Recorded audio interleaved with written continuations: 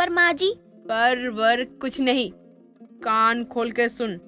किसी को भी इन्हें हाथ मत लगाने दियो, वरना सच बाहर आ जाएगा और सब बर्बाद हो जाएगा। आखिर कमला कौन सा सच बाहर आने के बारे में बात कर रही थी? आइए जानते हैं। कमला की एक ही बहू थी, लेकिन कमला के बेटे सुमित की शादी गांव के अनपढ़ गवार से हुई थी। कमला ने बहुत ज्यादा दहेज की लालच में ये शादी करवा तो दी थी, साथ ही कमला की बहू कोयले की तरह काली थी। एक रोज कमला की पड़ोसन रजनी कमला के घर आती है। अरे कमला, मैंने सुना है तेरी बहू पेट से है, सच है क्या ये? अब जरा अपनी बहू का अच्छे से ख्याल रख। किसी का तो मालूम नहीं, लेकिन इतना जरूर पता है कि तुझे इस बात की खबर होनी थी। हाँ, सही सुना है तूने, मेरी बहू पेट से है। तभी कमला की बहू चंदा सास को चाय देने आती है और दोनों को साथ में बैठे देखती है। वैसे बहू तू केसर जरूर खाना, सुना है उससे बच्चे गोरे होते हैं। मैं तो कहती हूँ कमला, तेरे पोता पोती सुंदर होंगे, अभी भी वक्त है।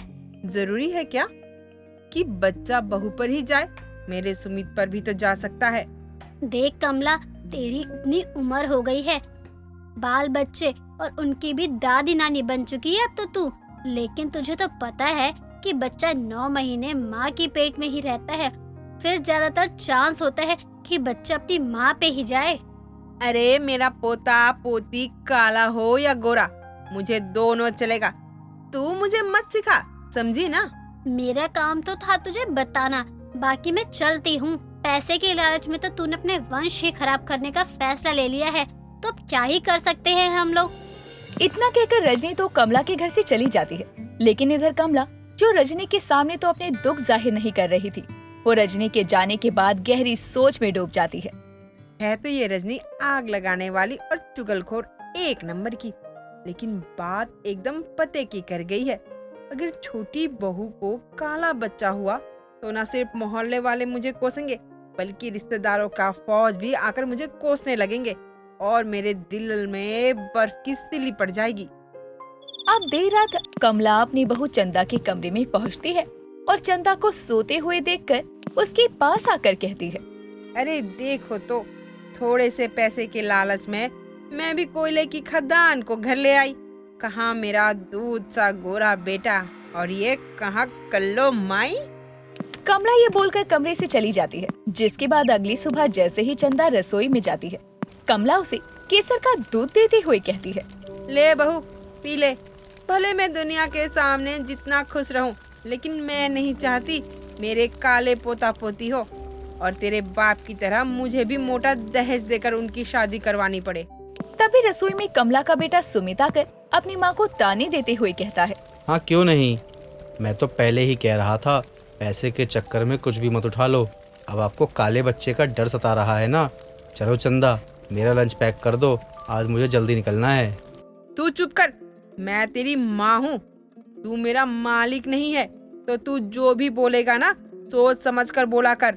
अरे माँ, मैंने कब आपके खिलाफ जाने की कोशिश की?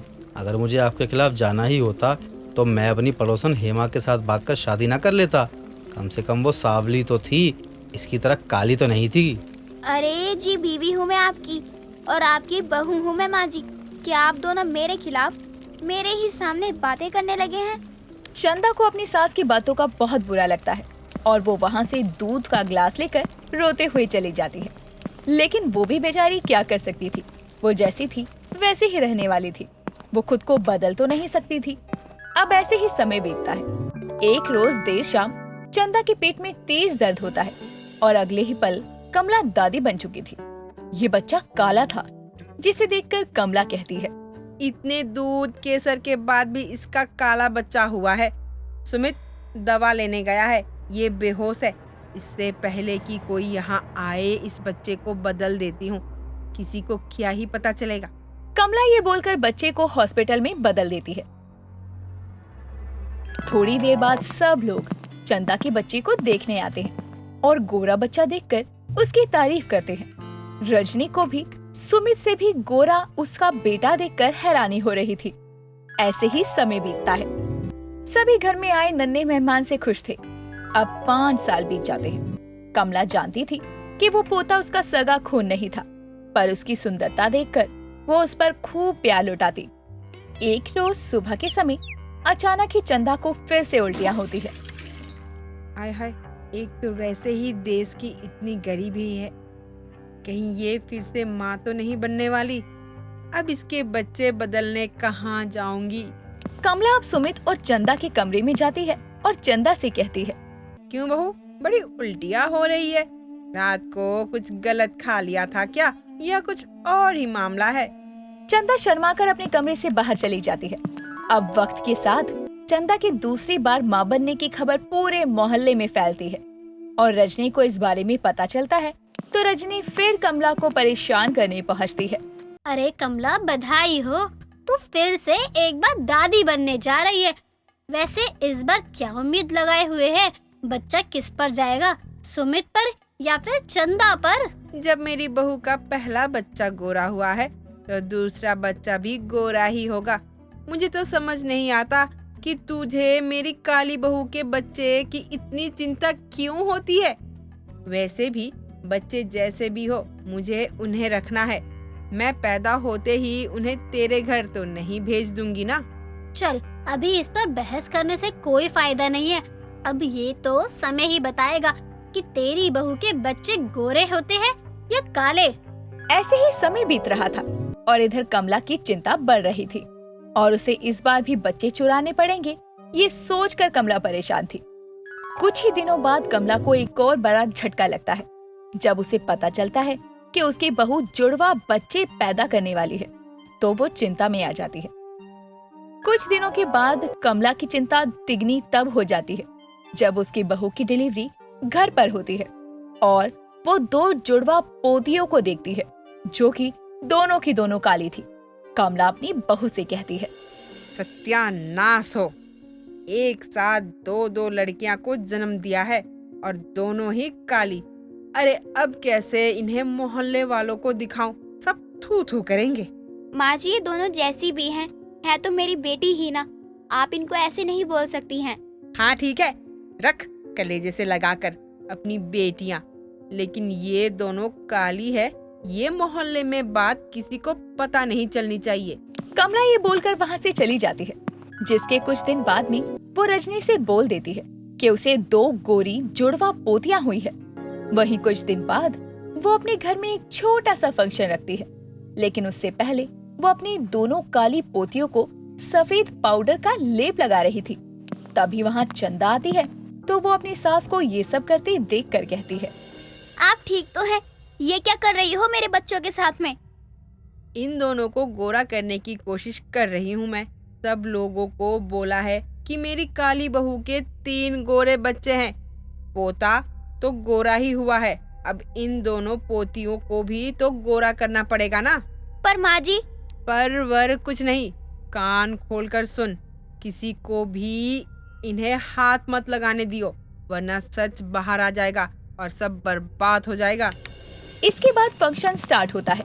सभी लोग बच्चों को देखने आते हैं और सफेद गोरी बच्चों को देखकर सब बहुत तारीफ करते हैं। लेकिन तभी रजनी किसी बहाने से बच्चियों को हाथ में उठा लेती है और बच्ची के शरीर पर लगा पाउडर उसके हाथों पर लग जाता है और वो कहती है, गोरापन मेरे हाथ पर छूट रहा है। साफ साफ क्यों नहीं कहती कि तूने अपनी दोनों पोतियों को गोरा करने के लिए ये पाउडर रंग दिया है? रजनी ये बात आग की तरह पूरी पार्टी में फैला देती है और चंदा रोते हुए कहती है, अरे तो क्या हो गया, मेरी बच्चियां काली हैं तो भगवान ने 2 ही तो रंग दिए हैं, गोरा और काला। अगर हम ही ऐसे भेदभाव करते रहेंगे तो हमारी सोच कैसे बदलेगी? मैंने सारी जिंदगी सबसे यही सुना है कि मैं काली हूँ। लोगों ने मुझे तरह तरह के ताने दिए हैं, लेकिन ये ताने अपने दोनों बच्चियों को नहीं सुनने दूंगी। मुझे कोई फर्क नहीं पड़ता कि वो गोरी हो या काली, ये मेरी बच्चियां हैं और मेरी ही रहेंगी। चंदा की बात को सुनकर वहाँ आए सभी मेहमानों का सर शर्म से झुक जाता है और कमला को भी अपनी गलती का एहसास होता है, जिसके बाद कमला अपनी हरकत के लिए माफी मांगती है और चंदा को ये भी बता देती है कि उसने उसकी बेटी को गायब किया था। अब कमला चंदा को लेकर हॉस्पिटल जाती है और उसके असली बच्चे का पता लगवाती है और चंदा के बेटे को ले आती है और जिसे वो अपना पोता समझकर पाल रहे थे, उस बच्चे को उसके असली माँ बाप के पास छोड़ आते हैं। चंदा कभी अपनी सास कमला को माफ नहीं कर पाती और अपने पति और बच्चों को लेकर अलग हो जाती है। इस तरह कमला अपनी गोरी बहू के गोरे बच्चों के चक्कर में अपना परिवार खो बैठती है।